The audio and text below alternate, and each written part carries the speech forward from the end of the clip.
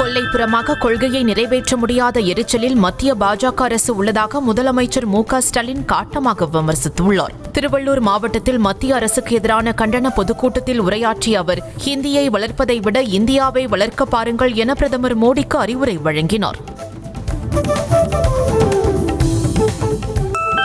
குடும்ப கட்டுப்பாடு திட்டத்தை முறையாக செயல்படுத்தியதற்காக தமிழக அரசை மத்திய அரசு தண்டிப்பது எந்த விதத்தில் நியாயம் என துணை முதலமைச்சர் உதயநிதி ஸ்டாலின் கேள்வி எழுப்பியுள்ளார். சென்னை கலைவாணர் அரங்கில் 72 ஜோடிகளுக்கு திருமணம் செய்து வைத்த அவர், திருமணம் முடிந்ததும் உடனே குழந்தை பெற்றுக் கொள்ளுங்கள் என்றும், ஆனால் கம்மியாக பெற்றுக் கொள்ளுங்கள் எனவும் கூறினார். தமிழகத்தில் மெட்ரிக் பள்ளிகளிலும் சேர்த்து 30 லட்சம் குழந்தைகள் மும்மொழி படிப்பதாக தமிழக பாஜக தலைவர் அண்ணாமலை தெரிவித்துள்ளார். தூத்துக்குடி விமான நிலையத்தில் செய்தியாளர்களை சந்தித்த அவர், மெட்ரிகுலேஷன் பள்ளிகளிலும் 3வது மொழி கற்பிக்கப்படுவது குறித்து அமைச்சர் அன்பில் மகேஷ் விளக்கமளிக்குமாறு வலியுறுத்தினார்.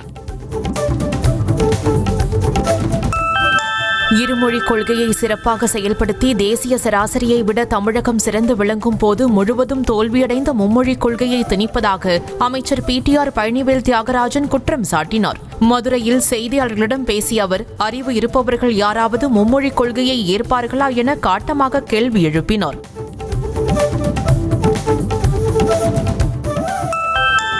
மும்மொழி கொள்கை, தேசிய கல்விக் கொள்கை போன்ற தமிழக நலன்களுக்கு எதிரான விஷயங்களில் திமுக அரசு தொடர்ந்து நாடகமாடி வருவதாக பாமக தலைவர் அன்புமணி ராமதாஸ் கண்டனம் தெரிவித்துள்ளார். PM ஸ்ரீ பள்ளிகளை தமிழ்நாட்டில் அமைப்பது குறித்த விவகாரத்தில் திமுக அரசு இரட்டை வேடம் போடுவது மீண்டும் ஒருமுறை அம்பலமாகி இருப்பதாக தெரிவித்துள்ளார்.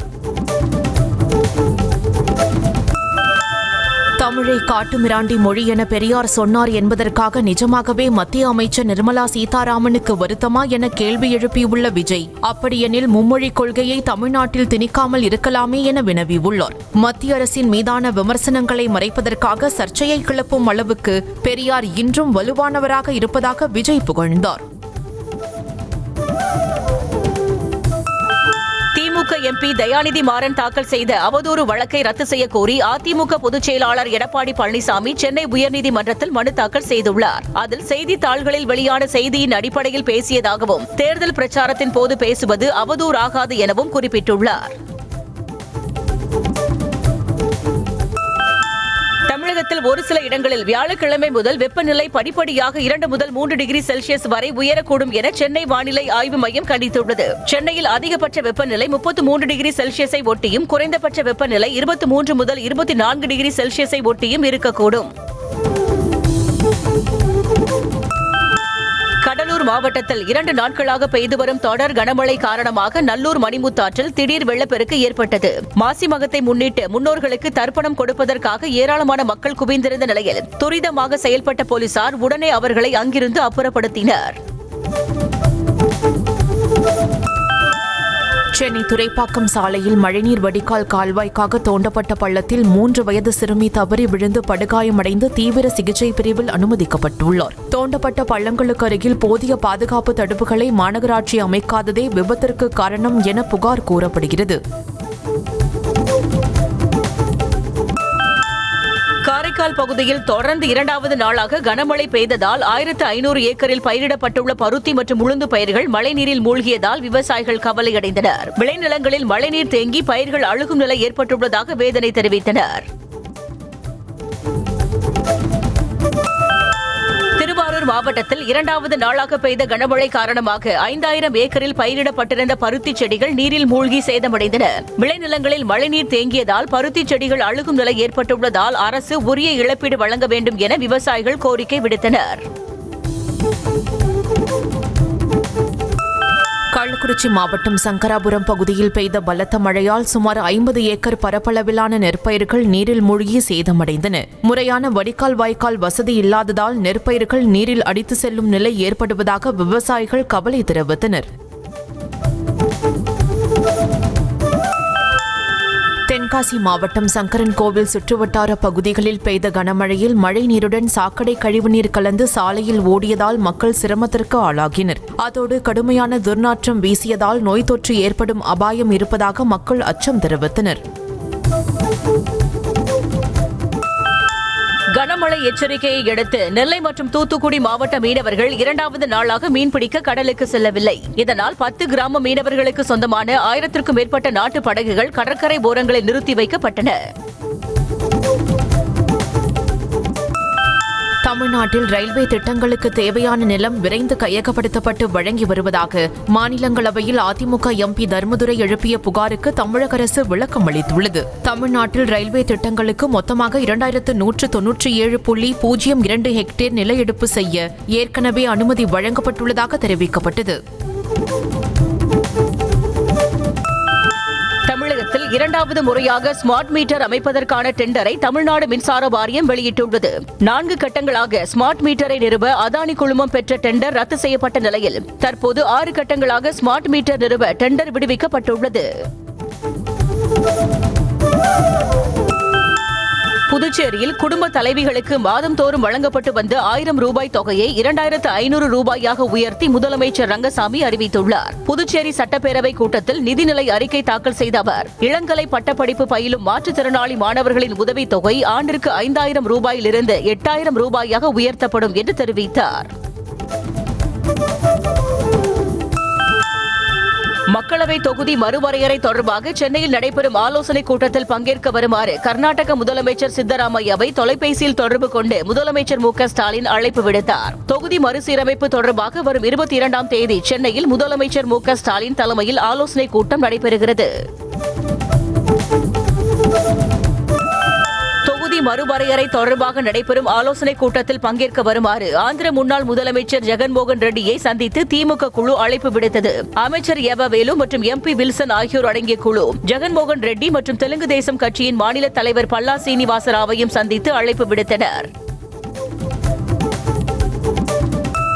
மொரீஷியஸ் நாட்டின் உயரிய விருது பிரதமர் மோடிக்கு வழங்கப்பட்டது. 2 நாள் பயணமாக மொரீஷியஸ் சென்ற பிரதமர் மோடி அந்நாட்டின் தேசிய தின விழா கொண்டாட்டங்களில் பங்கேற்றார். அப்போது அவருக்கு நாட்டின் உயரிய விருதினை அதிபர் தரம் கோகுல் வழங்கி கௌரவித்தார். இந்தியாவும் மொரீஷியஸும் தங்கள் நாட்டு கரன்சியில் வர்த்தகம் செய்து கொள்ள புரிந்துணர்வு ஒப்பந்தம் மேற்கொள்ளப்பட்டது. சுற்றுப்பயணத்தின் போது மொரீஷியஸ் பிரதமர் ராமகோலமுடன் பிரதமர் மோடி நடத்திய பேச்சுவார்த்தையின் விளைவாக சிறு குறு தொழில் உள்ளிட்ட 8 துறைகளில் புரிந்துணர்வு ஒப்பந்தங்கள் கையெழுத்தாகின. மொரீஷியஸ் நாட்டின் புதிய நாடாளுமன்றத்தை கட்டுவதற்கு உதவி வழங்கப்படும் என பிரதமர் மோடி உறுதியளித்துள்ளார். மொரீஷியஸ் நாட்டின் தேசிய தின விழாவில் பங்கேற்று உரையாற்றிய பிரதமர், அடுத்த 5 ஆண்டுகளில் மொரீஷியஸ் நாட்டினர் 5 லட்சம் பேர் இந்தியாவில் கல்வி பயிலுவார்கள் என்று அறிவித்தார். கேரள ஆளுநர் ராஜேந்திர விஸ்வநாத் அர்லேக்கரும் முதலமைச்சர் பினராயி விஜயனும் ஒன்றாக டெல்லி பயணித்து நிதியமைச்சரை சந்தித்து பேசியிருப்பது பலரையும் உற்றுநோக்க வைத்துள்ளது. கேரளாவுக்கான நிதியை பெறுவதற்கு மத்திய அமைச்சர் நிர்மலா சீதாராமனை முதலமைச்சரும் ஆளுநரும் நேரில் சந்தித்து வலியுறுத்தியுள்ளனர். மத்திய கல்வித்துறை அமைச்சர் தர்மேந்திர பிரதான் உடனடியாக பதவி விலக வேண்டும் என காங்கிரஸ் கட்சி வலியுறுத்தியுள்ளது. தர்மேந்திர பிரதானின் பேச்சு வெட்கக்கேடானது என கண்டனம் தெரிவித்துள்ள காங்கிரஸ், தமிழர்களின் கண்ணியம், பாரம்பரியம், சுயமரியாதையை அவர் அவமதித்து விட்டதாக குற்றம் சாட்டியுள்ளது. டெல்லி எய்ம்ஸ் மருத்துவமனையில் இருந்து குடியரசு துணைத் தலைவர் ஜெக்தீப் தன்கர் டிஸ்சார்ஜ் செய்யப்பட்டார். கடந்த 9ஆம் தேதி அதிகாலை திடீரென நெஞ்சுவலி ஏற்பட்டதை அடுத்து அவர் மருத்துவமனையில் அனுமதிக்கப்பட்டார். ஜெக்தீப் தன்கருக்கு தீவிர சிகிச்சை அளிக்கப்பட்டு வந்த நிலையில் தற்போது அவர் குணமடைந்து வீடு திரும்பினார். போலி எண்களில் லட்சக்கணக்கான வாக்காளர் அடையாள அட்டைகள் புழங்குவதாக எதிர்க்கட்சிகள் குற்றம் சாட்டி வரும் நிலையில் அது குறித்து நடக்கவுள்ள கூட்டத்திற்கு வருமாறு அரசியல் கட்சிகளுக்கு தேர்தல் ஆணையம் கடிதம் எழுதியுள்ளது. அரசியல் கட்சிகளின் வசதிக்கு ஏற்ப நடக்கும் கூட்டத்தில் இது குறித்து விவாதித்து முடிவெடுக்கலாம் என தேர்தல் ஆணையம் தெரிவித்துள்ளது. ஹரியானாவில் நடந்த மாநகராட்சி தேர்தலில் மொத்தமுள்ள 10 மாநகராட்சிகளில் 9 மாநகராட்சிகளை பாஜக கைப்பற்றியுள்ளது. முன்னாள் முதல்வரும் காங்கிரஸ் மூத்த தலைவருமான பூபேந்தர் சிங் ஹூடாவுக்கு செல்வாக்கு அதிகம் உள்ளதாக கூறப்படும் குருகிராம் மற்றும் ரோத்தக் மாநகராட்சிகளையும் கைப்பற்றி காங்கிரசுக்கு பாஜக அதிர்ச்சி வைத்தியம் அளித்துள்ளது. பிரதமர் மோடியே தனது அபிமான நடிகர் என கூறிய ராஜஸ்தான் முதலமைச்சர் பஜன்லால் சர்மாவை அம்மாநில காங்கிரசார் கேலியும் கிண்டலும் செய்து வருகின்றனர். ஜெய்ப்பூரில் நடந்த சர்வதேச இந்திய திரைப்பட அகாடமி விருது வழங்கும் விழாவில் முதலமைச்சர் பஜன்லால் சர்மா பங்கேற்றார். அப்போது அவரது அபிமான நடிகர் யார் என செய்தியாளர்கள் கேட்டதற்கு நரேந்திர மோடி என புன்னகையுடன் பதிலளித்தார். பீகார் முதலமைச்சர் நிதிஷ்குமார் தினமும் பாங் என்ற போதை வஸ்துவை போட்டுவிட்டு சட்டப்பேரவைக்கு வருவதாகவும் அங்கு அவர் பெண்களை இழிவுபடுத்தி பேசுவதாகவும் ஆர்ஜேடி முன்னாள் முதல்வர் ராப்ரி தேவி பகிரங்கமாக குற்றம் சாட்டினார். மேலும் முதலமைச்சர் பதவியை நிதிஷ்குமார் ராஜினாமா செய்ய வேண்டும் எனவும் வலியுறுத்தினார். பாஜக ஆட்சிக்கு வந்தால் முஸ்லிம் எம்எல்ஏக்களை தெருவில் வீசுவோம் என்று பேசிய பாஜக எதிர்க்கட்சித் தலைவர் சுவேந்து அதிகாரிக்கு மேற்கு வங்க முதல்வர் மமதா பானர்ஜி கடும் கண்டனம் தெரிவித்துள்ளார். சட்டப்பேரவையில் சுவேந்து அதிகாரி மீது கண்டன தீர்மானம் கொண்டு வந்து ஒரு மதத்தை இழிவுபடுத்தும் அவரை தண்டிக்க வேண்டும் என கூறினார். தெலங்கானாவில் சட்டப்பேரவைக்கு வெளியே போராட்டத்தில் ஈடுபட்ட பாரதிய ராஷ்டிரிய சமிதி கட்சியினரை போலீசார் குண்டுகட்டாக கைது செய்தனர். அம்மாநிலத்திற்கு கல்வி அமைச்சரை நியமிக்க வேண்டும் என அரசை வலியுறுத்தி ஆர்ப்பாட்டத்தில் ஈடுபட்ட அவர்களை போலீசார் வலுக்கட்டாயமாக இழுத்துச் சென்று வேனில் ஏற்றினர். சென்னையில் ஆபரண தங்கத்தின் விலை சவரனுக்கு 360 ரூபாய் அதிகரித்து 64,520 ரூபாய்க்கு விற்பனை செய்யப்படுகிறது. இதேபோல் கிராம் 45 ரூபாய் உயர்ந்து 8,065 ரூபாய்க்கு விற்பனை செய்யப்படுகிறது. வெள்ளி விலை கிலோவுக்கு 2,000 ரூபாய் அதிகரித்து 1,09,000 ரூபாய்க்கு விற்பனை செய்யப்படுகிறது. ஆன்லைன் விளையாட்டுகளுக்கு ஆதார் இணைப்பை கட்டாயமாக்கி பிறப்பிக்கப்பட்ட விதிமுறைகளை எதிர்த்து தொடரப்பட்ட வழக்கில் மத்திய மாநில அரசுகள் பதிலளிப்பதற்கு வரும் 21ஆம் தேதி வரை அவகாசம் வழங்கி சென்னை உயர்நீதிமன்றம் உத்தரவிட்டுள்ளது. தமிழகத்தில் ஆன்லைன் விளையாட்டுகளை முறைப்படுத்த கடந்த 2022ஆம் ஆண்டு இயற்றப்பட்ட ஒழுங்குமுறை சட்டத்திற்கு எதிராக ஆன்லைன் கேமிங் நிறுவனங்கள் சார்பில் வழக்கு தொடரப்பட்டது. திண்டுக்கல் மாவட்டம் வத்தலகுண்டு அருகே 4 வழிச்சாலை பணிகள் முழுமையாக நிறைவு பெறும் முன்பே செயல்பாட்டுக்கு வர இருந்த சுங்கச்சாவடி அடித்து நொறுக்கப்பட்டது. மேலும் சுங்கச்சாவடிக்கு எதிர்ப்பு தெரிவித்து ஏராளமான விவசாயிகளும் பொதுமக்களும் முற்றுகை போராட்டத்தில் ஈடுபட்டனர். சென்னையின் 15 மண்டலங்களிலும் மின்சார வாகனங்களுக்கான சார்ஜிங் நிலையங்கள் அமைக்க சென்னை மாநகராட்சி நிர்வாகம் முடிவு செய்துள்ளதாக தகவல் வெளியாகியுள்ளது. நிலங்களை தேர்வு செய்வதற்கான பணிகள் தொடங்கிவிட்டதாகவும் சார்ஜிங் நிலையங்களின் மொத்த எண்ணிக்கை குறித்து விரைவில் இறுதி செய்யப்படும் எனவும் கூறப்பட்டுள்ளது. நாம் தமிழர் கட்சியின் தலைமை ஒருங்கிணைப்பாளர் சீமானும் பாஜக மாநில தலைவர் அண்ணாமலையும் நிழலோடு யுத்தம் செய்து கொண்டிருப்பதாக அமைச்சர் சேகர் பாபு விமர்சித்துள்ளார். சென்னை புளியந்தோப்பு பகுதியில் செய்தியாளர்களுக்கு பேட்டியளித்த அவர் அண்ணாமலை மற்றும் சீமான் குறித்த கேள்விக்கு 2 பேரும் ஷேடோ ஃபைட்டர் என்று விமர்சித்தார். அமைச்சர் பொன்முடி மீது சேற்றை வீசிய விவகாரத்தில் கைது செய்யப்பட்ட பாஜக பிரமுகர் ராமகிருஷ்ணன் ஜாமீன் கோரி தாக்கல் செய்த வழக்கில் காவல்துறை பதிலளிக்க சென்னை உயர்நீதிமன்றம் உத்தரவிட்டது. புயல் நிவாரணம் வழங்கவில்லை என கூறி போராட்டத்தில் ஈடுபட்ட மக்களிடம் பேச்சுவார்த்தை நடத்த சென்ற அமைச்சர் மீது சேற்றை வீசியதாக ராமகிருஷ்ணன் கைது செய்யப்பட்டார். கோவையில் நடைபெற்ற அதிமுக முன்னாள் அமைச்சர் SP வேலுமணியின் இல்ல திருமண வரவேற்பு நிகழ்ச்சியில் அனுமதியின்றி அலங்கார வளைவுகள், பேனர்கள் மற்றும் கொடிக்கம்பங்கள் வைத்ததாக பீளமேடு போலீஸ் வழக்கு பதிவு செய்துள்ளது. அதன்படி கோவை அதிமுக பொறுப்பாளர் லட்சுமணன் மீது 4 பிரிவுகளின் கீழ் வழக்கு பதிவு செய்யப்பட்டுள்ளது. வீரப்பன் தேடுதல் வேட்டையில் அதிரடிப்படையால் பாதிக்கப்பட்ட மக்களுக்கு வழங்க வேண்டிய பாக்கி இழப்பீட்டுத் தொகையை 3 வாரங்களில் வழங்க தமிழக அரசுக்கு சென்னை உயர்நீதிமன்றம் உத்தரவிட்டுள்ளது. பாதிக்கப்பட்ட மக்களுக்கு 3,80 லட்சம் ரூபாய் பாக்கி தொகையை வழங்க தேசிய மனித உரிமைகள் ஆணையம் உத்தரவிட்டதை எதிர்த்து தாக்கல் செய்த வழக்கில் பாக்கி தொகையை வழங்க நீதிமன்றம் உத்தரவிட்டது. தமிழகம் முழுவதும் ஊராட்சி செயலாளர்கள் கண்டன போராட்டத்தில் ஈடுபட்டனர். தமிழக அரசின் ஓய்வூதிய திட்டத்தில் இணைந்து ஊராட்சி ஒன்றியங்களில் பணியாற்றும் பதிவரை எழுத்தர்களுக்கு உண்டான அரசின் சலுகைகளை ஊராட்சி செயலர்களுக்கும் விரிவுபடுத்தி அரசாணை வெளியிட வேண்டும் என வலியுறுத்தி கண்டன கோஷமிட்டனர். சென்னையில் ஓடும் ஆட்டோக்களில் QR ஸ்கேன் கோடு ஒட்டுவதற்கு எதிர்ப்பு தெரிவித்து வரும் 19ஆம் தேதி ஒருநாள் வேலைநிறுத்த போராட்டத்தை ஆட்டோ ஓட்டுநர்கள் சங்கத்தினர் அறிவித்துள்ளனர். எந்தவிதமான பேச்சுவார்த்தையும் முழுமையாக நடத்தப்படாமல் ஆட்டோக்களில் QR கோடு ஒட்டப்படுவதாகவும் இதனால் ஓட்டுநர்களுக்கு தேவையற்ற சிரமம் ஏற்படுவதாகவும் தெரிவித்துள்ளனர்.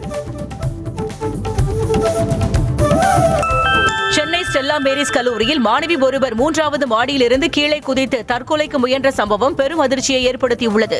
ஆசியா என்ற 19 வயது மாணவி இன்டர்னல் தேர்வை எழுதிவிட்டு வெளியே வந்த நிலையில் திடீரென தற்கொலைக்கு முயன்றார். படுகாயமடைந்த அவரை கல்லூரி நிர்வாகத்தினர் மருத்துவமனையில் அனுமதித்தனர். தர்மபுரி நகராட்சியில் காலை உணவு தயாரிக்கும் சமையல் கூடத்தில் மாவட்ட ஆட்சியர் சதீஷ் திடீர் ஆய்வு மேற்கொண்ட நிலையில் காலாவதியான சமையல் பொருட்களை கண்டறிந்து ஒப்பந்ததாரரை கடுமையாக கடிந்து கொண்டார். முதலமைச்சரின் காலை உணவு திட்டம் சிறப்பான முறையில் செயல்படுத்தப்படுகிறதா என ஆட்சியர் அடிக்கடி ஆய்வு மேற்கொண்டு வருவது குறிப்பிடத்தக்கது. வழக்கறிஞர்கள் மீது போடப்பட்ட பொய் வழக்குகளை உடனடியாக ரத்து செய்ய வேண்டும் என்பதை வலியுறுத்தி சென்னை உயர்நீதிமன்ற வழக்கறிஞர்கள் ஆர்ப்பாட்டத்தில் ஈடுபட்டனர். சென்னை உயர்நீதிமன்ற வளாகத்தில் போராட்டத்தில் ஈடுபட்ட வழக்கறிஞர்கள் பொய் வழக்கு போட்ட காவல் ஆய்வாளர் மீது நடவடிக்கை எடுக்க வேண்டும் என வலியுறுத்தியுள்ளனர். விழுப்புரம் மாவட்டம் செஞ்சியில் அரசு ஒழுங்குமுறை விற்பனை கூடத்திற்கு அருகில் உள்ள பாழடைந்த கிணற்றிற்குள் லாரி விழுந்து விபத்திற்குள்ளானதில் அதிலிருந்த 600 நெல் மூட்டைகள் நீரில் மூழ்கி சேதமடைந்தன. கிணறு அருகே லாரியை நிறுத்தி வைத்திருந்த நிலையில் அப்போது ஏற்பட்ட மண் சரிவின் காரணமாக லாரி கிணற்றுக்குள் விழுந்ததாக கூறப்படுகிறது. தூத்துக்குடி மாவட்டம் கோவில்பட்டி சுற்றுவட்டார பெட்ரோல் நிலையங்களில் பெட்ரோலுடன் 25% அதிகமான எத்தனால் கலப்பதாக புகார் எழுந்துள்ளது. இதனால் இருசக்கர வாகனங்கள் அடிக்கடி பழுதடைவதாக வாகன ஓட்டிகள் குற்றம் சாட்டுகின்றனர். ஈரோடு மாவட்டம் பவானி அருகே வெல்டிங் பட்டறையில் பணிபுரியும் கூலி தொழிலாளியை 5 கோடி ரூபாய் ஜிஎஸ்டி வரி செலுத்துமாறு வணிக வரித்துறை அதிகாரிகள் கோரி சென்றது அதிர்ச்சியை ஏற்படுத்தியுள்ளது. இதையடுத்து வணிக வரித்துறை அலுவலகத்திற்கு நேரில் சென்று விசாரித்ததில் அவரது ஆதார், பான் எண் உள்ளிட்ட ஆவணங்களை பயன்படுத்தி மோசடி கும்பல் தொழில் நிறுவனம் நடத்தியது தெரியவந்தது. மதுரையில் 24 மணி நேரத்தில் அடுத்தடுத்து 2 இளைஞர்கள் கொலை செய்யப்பட்ட சம்பவம் அதிர்ச்சியை ஏற்படுத்தியுள்ளது. சிலைமான் பிள்ளையார் கோவிலை சேர்ந்த அழகர்சாமி மதுபோதையில் வீட்டில் உறங்கிக் கொண்டிருந்த போது மர்ம கும்பல் ஒன்று அவரை சரமாரியாக வெட்டி கொலை செய்தது. முன்னதாக செவ்வாய்க்கிழமை மாலை கமலேஷ் என்ற இளைஞரும் படுகொலை செய்யப்பட்டார். மதுரை மாவட்டம் மேலூரில் திருடு போன டாடா ஏஸ் வாகனத்தை உளுந்தூர்பேட்டை போலீசார் கண்டுபிடித்தனர். மேலூரை சேர்ந்த ராஜீவ் என்பவரது வீட்டின் முன்பாக நிறுத்தி வைக்கப்பட்டிருந்த டாடா ஏஸ் வாகனம் திருடு போனது. இதுகுறித்த புகாரின் பேரில் போலீசார் தேடி வந்தனர். அதன்படி ஜிபிஎஸ் கருவி மூலம் கண்காணித்து உளுந்தூர்பேட்டை பேருந்து நிலையம் அருகே வாகனத்தை பறிமுதல் செய்தனர். கோவையில் ஆன்லைன் மூலம் ஓரின சேர்க்கைக்கு அழைத்து இளைஞர்களிடம் பணம் பறித்த வழக்கில் ஒருவரை போலீசார் கைது செய்தனர். நெல்லை மாவட்டத்தைச் சேர்ந்த வேல்முருகன் என்பவரை ஆன்லைன் மூலம் ஓரின சேர்க்கைக்கு அழைத்து அவரிடம் 4 பேர் கொண்ட கும்பல் 9,500 ரூபாய் பணம் மற்றும் செல்போனை பறித்துக் கொண்டு தப்பிச் சென்றதாக போலீசாரிடம் புகார் அளித்தார். திருவள்ளூர் மாவட்டம் பொன்னேரி ஏலியம்பேடு கிராமத்தில் வசிக்கும் மக்களுக்கு வீட்டுமனை பட்டா வழங்க கோரி கோட்டாட்சியர் அலுவலகம் வரை பேரணியாக செல்ல முயன்ற 100க்கும் மேற்பட்டோரை போலீசார் தடுத்து நிறுத்தியதால் பரபரப்பு ஏற்பட்டது. அங்கு சென்ற அதிகாரிகள் பேச்சுவார்த்தை நடத்தி வீட்டுமனை பட்டா வழங்க நடவடிக்கை எடுப்பதாக உறுதியளித்ததை அடுத்து மக்கள் கலைந்து சென்றனர். 10ஆம் வகுப்பு பொதுத் தேர்வுக்கு தயாராகி வரும் மாணவனின் வீட்டிற்கு மின்சாரம் வழங்கி உதவ வேண்டும் என தமிழக அரசுக்கு அவரது தாய் கண்ணீருடன் கோரிக்கை விடுத்துள்ளார். சாத்தான்குளம் பகுதியைச் சேர்ந்த தங்கப்பிராட்டி கணவனை இழந்து பீடி சுற்றும் தொழில் செய்து வருகிறார். இந்நிலையில் 20 வருடங்களாக மின் இணைப்பின்றி அவரின் குடும்பம் இருட்டில் தவித்து வருகிறது. திருப்பத்தூர் மாவட்டம் அலசந்தாபுரத்தில் உள்ள ஊராட்சி ஒன்றிய ஆரம்ப பள்ளியில் அடிப்படை வசதிகள் செய்து தரக்கோரி மாணவர்களுடன் பெற்றோர்கள் போராட்டத்தில் ஈடுபட்டனர். சிமெண்ட் சீட் மற்றும் ஓடுகளால் கட்டப்பட்டுள்ள பழமையான பள்ளி கட்டிடத்தை இடித்து அகற்றிவிட்டு புதிய கட்டிடங்கள் கட்டித்தர வேண்டும் என கோரிக்கை விடுத்தனர். தஞ்சை மாவட்டம் கும்பகோணம் அருகே திருவள்ளஞ்சொழி பகுதிகளில் டாஸ்மாக் மது பாட்டில்களை ஸ்கூட்டரில் மறைத்து வைத்து அமோகமாக விற்பனை செய்யும் வீடியோ வெளியாகியுள்ளது. சாலையோரத்தில் நின்று சட்டவிரோதமாக டாஸ்மாக் மது பாட்டில்கள் விற்பனை செய்யும் நபர்கள் மீது நடவடிக்கை எடுக்க வேண்டும் என கோரிக்கை விடுத்தனர். திருவள்ளூர் மாவட்டம் பூந்தமல்லி சுற்றுவட்டார பகுதிகளில் மக்கள் நலத் திட்டங்களை செய்ய தவறியதாக திமுக அரசை விமர்சித்து அதிமுகவினர் துண்டு பிரசுரங்களை வழங்கினர். முன்னாள் அமைச்சர் பெஞ்சமின் தலைமையில் நடைபெற்ற இந்த நிகழ்வில் அதிமுக ஆட்சிக் காலத்தில் கொண்டுவரப்பட்ட மக்கள் நலத் திட்டங்கள் மக்களிடம் எடுத்துரைக்கப்பட்டன. நெல்லை மாவட்டம் அம்பாசமுத்திரம் மேற்கு தொடர்ச்சி மலையில் பெய்து வரும் கனமழை காரணமாக அங்குள்ள அகஸ்தியர் மற்றும் மணிமுத்தாறு அருவிகளில் வெள்ளப்பெருக்கு ஏற்பட்டுள்ளது. இதனால் அங்கு சுற்றுலா பயணிகள் குளிக்க தடை விதிக்கப்பட்டுள்ளது. மாஞ்சோலை மற்றும் ஊத்து தேயிலை தோட்ட பகுதிகளில் 88 மில்லிமீட்டர் அளவிற்கு கனமழை கொட்டியதால் அருவிகளில் தண்ணீர் ஆர்ப்பரித்து கொட்டுகிறது. தேனி மாவட்டம் போடிநாயக்கனூர் அருகே டி புதுக்கோட்டை சுற்றுவட்டார பகுதிகளில் இரண்டாவது போக நிலக்கடலை அறுவடை செய்யும் பணியில் விவசாயிகள் தீவிரமாக ஈடுபட்டுள்ளனர். கடந்த ஆண்டை விட இந்த ஆண்டு போதிய மழை இல்லாததால் விளைச்சல் மற்றும் விலை குறைந்துள்ளதாக விவசாயிகள் கவலை தெரிவிக்கின்றனர். தஞ்சை மாவட்டம் அதிராம்பட்டினம் பகுதியில் வெளுத்து வாங்கிய கனமழை காரணமாக இரவு நேரத்தில் நிலவை சுற்றி தெரிந்த ஒளிவட்டத்தை மக்கள் ஆச்சரியத்துடன் பார்த்தனர். வான மேகமூட்டத்துடன் காணப்பட்ட நிலையில் திடீரென பெய்த கனமழையின் காரணமாக நிலவை சுற்றி ஒளிவட்டம் ஏற்பட்டிருக்கலாம் என வானிலை மைய அதிகாரிகள் தெரிவித்தனர். டெஸ்லா காரை தேர்வு செய்வதற்கு அந்நிறுவனத்தின் CEO எலான் மஸ்க் அமெரிக்க அதிபர் டிரம்புக்கு உதவிய புகைப்படம் வெளியாகியுள்ளது. சுமார் 70 லட்சம் ரூபாய் மதிப்புள்ள சிவப்பு நிற டெஸ்லா காரை வாங்கிய டிரம்ப் ஓட்டுநர் இருக்கையில் அமர்ந்து பார்த்துவிட்டு கார் ரொம்ப அழகாக இருப்பதாக மஸ்கிடம் கூறினார். அமெரிக்க துணை அதிபர் வான்ஸ் தமது குடும்பத்துடன் இந்த மாத இறுதியில் இந்தியா வருகிறார். துணை அதிபராக பதவியேற்ற பிறகு அவர் நடத்தும் இரண்டாவது சர்வதேச பயணமாக இது இருக்கும். இதேபோல் அமெரிக்காவின் இரண்டாவது பெண்மணி என்ற முறையில் அவரின் மனைவி உஷா முதலாக தமது தாய் மண்ணுக்கு வருகிறார். அமெரிக்காவின் மது வகைகள் மற்றும் வேளாண் விளைபொருட்களுக்கு இந்தியா உச்சக்கட்ட வரி விதிப்பதாக அமெரிக்க அரசு மீண்டும் குற்றம் சாட்டியுள்ளது. வெள்ளை மாளிகையில் நடந்த செய்தியாளர் சந்திப்பில் பேசிய பத்திரிகை செயலாளர் கரோலின் லியாவிட், இந்தியாவுக்கு ஏற்றுமதி செய்யப்படும் தங்களது கென்டகி பார்பன் விஸ்கிக்கு இந்தியா 150% வரி விதிப்பதாக கூறினார். காசாவில் மின் விநியோகத்தை நிறுத்தியதுடன் குடிநீர் உள்ளிட்ட அத்தியாவசிய உணவுப் பொருட்களின் சப்ளையையும் தடுத்து இஸ்ரேல் அக்கிரமத்தில் ஈடுபட்டுள்ளதாக அங்கு நிவாரணப் பணிகளில் ஈடுபட்டுள்ள தொண்டு நிறுவனங்கள் தெரிவித்துள்ளன. இந்த கொடும் செயலால் காசாவில் உள்ள மருத்துவமனைகள் மூடப்படும் நிலை ஏற்பட்டு குழந்தைகள் நோயால் இறக்கும் நிலை ஏற்பட்டுள்ளது. நாய் கடித்தால் ஏற்படும் ராபிஸ் என்ற ஆபத்தான நரம்பியல் பாதிப்பை தடுக்க ராபிஸ் தடுப்பூசி மட்டுமே போதுமானது அல்ல என தனது ஆய்வில் உறுதி செய்யப்பட்டதாக பிரபல மருத்துவ ஆராய்ச்சி இதழான தி லான்செட் தெரிவித்துள்ளது. நாய் கடித்தால் ராபிஸ் தடுப்பூசியுடன் RIG எனப்படும் ராபிஸ் இம்யூனோகுளோபினையும் செலுத்த வேண்டும் என தெரிவித்துள்ளது. ஒருநாள் போட்டிகளுக்கான புதிய தரவரிசை பட்டியலை சர்வதேச கிரிக்கெட் கவுன்சில் வெளியிட்டுள்ளது. அதில் பேட்டிங் தரவரிசையில் இந்தியாவின் சுப்மன் கில் முதலிடத்திலும் பாகிஸ்தான் வீரர் பாபர் அசாம் இரண்டாவது இடத்திலும் உள்ளனர். பந்து வீச்சாளர்களுக்கான தரவரிசை பட்டியலில் இலங்கை வீரர் தீக்ஷனா முதலிடத்திலும் நியூசிலாந்தின் மிச்சல் இரண்டாம் இடத்தையும் பிடித்துள்ளனர். ஒருநாள் கிரிக்கெட்டில் இந்தியாவின் சிறந்த பிளேயிங் 11 அணியை முன்னாள் வீரர் சுனில் கவாஸ்கர் தேர்வு செய்துள்ளார். தோனி தலைமையிலான அந்த அணியில் சச்சின், ரோஹித் சர்மா, விராட் கோலி, மொகிந்தர் அமர்நாத், யுவராஜ் சிங், கபில் தேவ், ஜடேஜா, ஹர்பஜன் சிங், முகமது ஷமி மற்றும் ஜாகிர் கான் உள்ளிட்ட வீரர்கள் இடம்பெற்றுள்ளனர். IPL தொடரில் சென்னை மும்பை அணிகள் விளையாடும் போட்டிக்கான அதிகாரப்பூர்வ டிக்கெட் விற்பனை தொடங்குவதற்கு முன்னதாகவே பிரபல டிக்கெட் மறுவிற்பனை தளமான வியாகோகோவில் விற்பனை தொடங்கியுள்ளது. KMK லோயர் டிக்கெட் 85,473 ரூபாய்க்கும், டி கேலரியில் டிக்கெட் 20,600 ரூபாய்க்கும் விற்பனையாவதால் ரசிகர்கள் அதிர்ச்சி அடைந்துள்ளனர். இந்திய அணியின் விக்கெட் கீப்பர் ரிஷப் பண்ட் சகோதரியின் திருமண விழாவில் இந்திய கிரிக்கெட் அணியினர் மற்றும் முன்னாள் வீரர்கள் கலந்து கொண்டு நடனமாடிய வீடியோக்கள் இணையத்தில் வைரலாகி வருகின்றன. தோனி, ரெய்னா மற்றும் சில நண்பர்கள் தோள் மீது கைகோர்த்து நடனமாடும் வீடியோவை ரிஷப் பண்ட் தனது இன்ஸ்டாகிராம் பக்கத்தில் பதிவிட்டுள்ளார். இன்ஸ்டாகிராமில் அதிவேகமாக 1 மில்லியன் லைக்குகளை பெற்ற இந்தியர் என்ற பெருமையை ஹர்திக் பாண்டியா பெற்றுள்ளார். சாம்பியன்ஸ் டிராஃபியுடன் போஸ் கொடுத்த புகைப்படத்தை இன்ஸ்டாகிராமில் ஹர்திக் பதிவிட்ட நிலையில் அந்த புகைப்படம் பதிவிட்ட 6 நிமிடத்தில் 1 மில்லியன் லைக்குகளை பெற்றுள்ளது.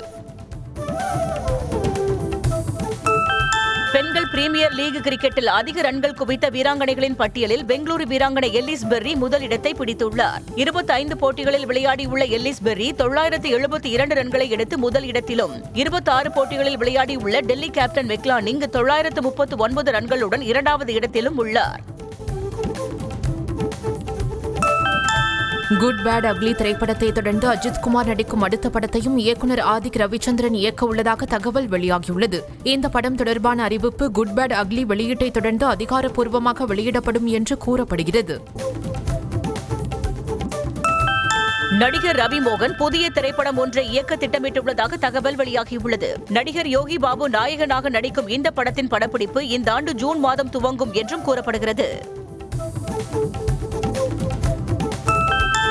பிரபல பாலிவுட் நடிகர் அனுராக் காஷ்யப் கன்னட திரைப்படத்தில் நடிக்க உள்ளதாக அறிவிப்பு வெளியாகியுள்ளது. சமீபத்தில் பாலிவுட் சினிமாவை விட்டு விலகுவதாக அறிவித்த அனுராக் தற்போது மிருனால் தாக்கூர் நடிப்பில் உருவாகும் டக்கோயிட் படத்தின் மூலம் தெலுங்கில் அறிமுகமாக இருக்கிறார். இதனிடையே கன்னட இயக்குநர் சுஜய் சாஸ்திரி இயக்கும் 8 என்ற படத்தில் அனுராக் கமிட் ஆகியுள்ளார். விமான விபத்தில் நடிகை சௌந்தர்யா இறந்து 22 ஆண்டுகளுக்கு பிறகு அவரது இறப்பில் நடிகர் மோகன் பாபுவிற்கு தொடர்பிருப்பதாக புகார் அளிக்கப்பட்டுள்ள சம்பவம் பரபரப்பை ஏற்படுத்தியுள்ளது. இருவருக்கும் இடையே நிலப்பிரச்சினை தொடர்பாக தகராறு இருந்து வந்ததால் அவர் கொலை செய்யப்பட்டிருக்கலாம் என சிட்டி மல்லு என்பவர் புகார் அளித்துள்ளார். நடிகை சௌந்தர்யாவுக்கும் நடிகர் மோகன் பாபுவுக்கும் இடையே எந்த சொத்து தகராறும் இல்லை என சௌந்தர்யாவின் கணவர் ரகு விளக்கம் அளித்துள்ளார். சிட்டி மல்லு என்பவர் திடீரென புகார் அளித்திருப்பது குறித்து தெளிவுபடுத்திய அவர், மோகன் பாபு மீது மிகுந்த மரியாதை இருப்பதாகவும் இரு தரப்பிற்கும் இடையே எந்த பிரச்சனையும் ஏற்பட்டது இல்லை என்றும் தெரிவித்தார். துபாயிலிருந்து 14 கிலோ தங்கம் கடத்தியதாக கைதான கன்னட நடிகை ரன்யா ராவுக்கு பிணை கோரி பெங்களூரு சிறப்பு நீதிமன்றத்தில் மனு தாக்கல் செய்யப்பட்டுள்ளது. அதில் விசாரணை என்கிற பெயரில் ரன்யா ராவை தூங்கவே விடாமல் அதிகாரிகள் துன்புறுத்துவதாக அவரது வளர்ப்பு தந்தை புகார் கூறியுள்ளார். கும்பகோணம் மகாமக திருக்குளத்தில் ஆயிரக்கணக்கானோர் புனித நீராடி மறைந்த முன்னோர்களுக்கு திதி தர்ப்பணம் கொடுத்து கோவில்களில் சாமி தரிசனம் செய்தனர். மகாமக பெருவிழா கடந்த 3ஆம் தேதி கொடியேற்றத்துடன் தொடங்கிய நிலையில் விழாவின் முக்கிய நிகழ்ச்சியை ஒட்டி பக்தர்கள் மகாமக திருக்குளத்தில் புனித நீராடினர். மாசி மகத்தை முன்னிட்டு சிவகங்கை மாவட்டம் தேவக்கோட்டை நகர சிவன் கோவிலில் வைரவேலுக்கு சிறப்பு மகர பூஜை செய்யப்பட்டு பன்னீரால் அபிஷேகம் செய்யப்பட்டது. நகர சிவன் கோவிலில் இருந்து ஊரணி நகர பள்ளிக்கூடத்திற்கு மேலதாளங்கள் முழங்க எடுத்து வரப்பட்ட வைரவேல் முருகனுக்கு சாற்றப்பட்டு பின் பன்னீரால் அபிஷேகம் செய்யப்பட்டது. நாமக்கல் மாவட்டம் பட்டணம் பகுதியில் உள்ள தண்டு மாரியம்மன் கோவிலில் தேர் திருவிழா நடைபெற்றது. கொட்டும் மழையையும் பொருட்படுத்தாமல் பக்தர்கள் தேரை வடம் பிடித்து இழுத்தனர். மேளதாளம் முழங்கிட மழையில் நனைந்தபடி பக்தர்கள் நடனமாடி சென்றனர். தேனி மாவட்டம் உத்தமபாளையம் அருகே திருக்காலத்தீஸ்வரர் ஞானம் அம்மன் திருக்கோயிலில் நடைபெற்ற மாசிமக திருவிழா தேரோட்டத்தில் ஏராளமான பக்தர்கள் தேரை வடம் பிடித்து இழுத்து தங்களது நேர்த்திக் கடனை செலுத்தினர். 5 ஆண்டுகளுக்கு ஒருமுறை நடைபெறும் தேர் திருவிழாவில் அலங்கரிக்கப்பட்ட அம்மன் தேரில் எழுந்தருளி பக்தர்களுக்கு காட்சியளித்தார். சென்னை திருவொற்றியூரில் உள்ள தியாகராஜ சுவாமி வடிவுடையம்மன் திருக்கோவிலில் மாசி மாத பிரம்மோற்சவத்தை ஒட்டி கல்யாண சுந்தரர் திருக்கல்யாண வைபவம் நடைபெற்றது. வண்ண மலர்களால் அலங்கரிக்கப்பட்ட கல்யாண சுந்தரர் திருக்கல்யாண கோலத்தில் எழுந்தருளி காட்சியளிக்க ஏராளமான பக்தர்கள் சாமி தரிசனம் செய்தனர். செங்கல்பட்டு மாவட்டம் சிங்கப்பெருமாள் கோவில் அனுமந்தபுரம் சாலையில் உள்ள பாடலாத்திரி நரசிம்ம பெருமாள் கோவிலில் தெப்ப உற்சவம் நடைபெற்றது. பிரகலாத வரதர் சுவாமி முரளி கண்ணன் அலங்காரத்தில் ஸ்ரீதேவி பூதேவியுடன் இணைந்து தெப்பத்தில் எழுந்தருளி பக்தர்களுக்கு காட்சியளித்தனர். இதில் ஏராளமான பக்தர்கள் சுவாமி தரிசனம் செய்தனர். நீலகிரி மாவட்டம் முதுமலை அடர் வனப்பகுதியில் அமைந்துள்ள பொக்காபுரம் மாரியம்மன் கோவில் மாசி மாத திருவிழா வெகு விமரிசையாக நடைபெற்றது. திருவிழாவில் பங்கேற்ற பக்தர்கள் அம்மனுக்கு சாமந்தி பூக்களை தூவியும் 50க்கும் மேற்பட்ட ஆடுகளை பலியிட்டு கறிவிருந்து சமைத்து ஏராளமான பக்தர்களுக்கு பரிமாறியும் சாமி தரிசனம் செய்தனர்.